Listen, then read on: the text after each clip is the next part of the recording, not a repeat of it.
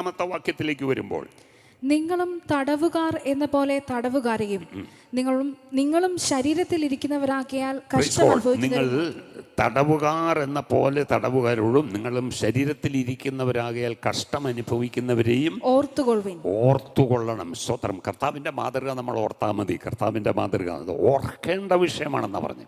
ഓർക്കണം, മറന്നു പോകരുതെന്ന്. ചിലതൊക്കെ അങ്ങനെ എഴുതണം, മറക്കരുത്, ഓർക്കണം എന്നൊക്കെ വേദപുസ്തകത്തിനകത്തുള്ളത് നിങ്ങളൊന്ന് അണ്ടർലൈൻ ചെയ്യണം. അവിടെയൊക്കെ വേണമെങ്കിൽ ഒരു ഡേഞ്ചർ സിഗ്നൽ പോലെ റെഡ് കൊണ്ടങ്ങ് മാർക്ക് ചെയ്തു.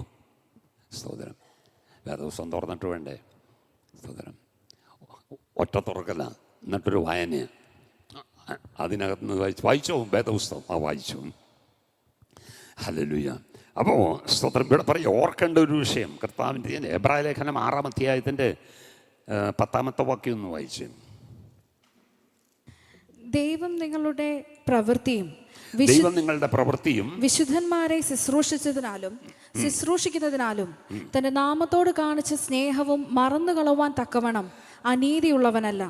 Praise God. അവൻ്റെ നാമത്തോട് കാണിച്ച സ്നേഹം. അപ്പം ദൈവത്തോട് കാണിക്കുന്ന സ്നേഹം ആരോടാണ് കാണിക്കുന്നത്? ഇവിടെ ചെയ്യുന്ന പ്രവൃത്തിയാണ്. എന്താ പറഞ്ഞിരിക്കുന്നത്? സ്തോത്രം. നിങ്ങളുടെ പ്രവൃത്തി വിശുദ്ധന്മാരെ ശുശ്രൂഷിക്കുന്നതിനാലും രണ്ടും നോക്കണം, രണ്ടും വേണം. ശുശ്രൂഷിച്ചതാണ്, പക്ഷെ ആ ശുശ്രൂഷ ഇപ്പോഴും തുടർന്നുകൊണ്ടിരിക്കുക, നിർത്തിയവരല്ലെന്ന് ആലോചിക്കുക. ഹല്ലേലൂയ. അപ്പോൾ ശുശ്രൂഷിച്ചതിനാലും ശുശ്രൂഷിക്കുന്നതിനാലും. ഹല്ലേലൂയ. ദൈവമക്കളെ സ്തോത്രം. എങ്ങനെ വേണേലും ആയിക്കൊള്ളട്ടെ. സ്തോത്രം. ഹല്ലേലൂയ. ശുശ്രൂഷിച്ച ചരിത്രമുണ്ടാകാം, പക്ഷെ അതെന്ത് ചെയ്യരുത്? നിർത്തരുത്, അത് തുടരണം. Price God. ഹല്ലേലൂയ. 10-ാം അധ്യായത്തിലേക്ക് വരുമ്പോൾ 32-33 വാക്യങ്ങൾ എബ്രായ ലേഖനം.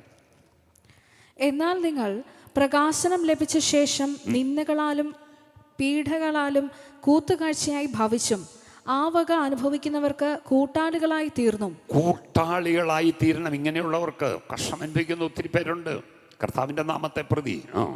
ഇങ്ങനെ കഷ്ടങ്ങളാൽ വളരെ പോരാട്ടം കഴിച്ച പൂർവ്വകാലം ഓർത്തുകൊള്ളണം. Praise God. ഹല്ലേലൂയ.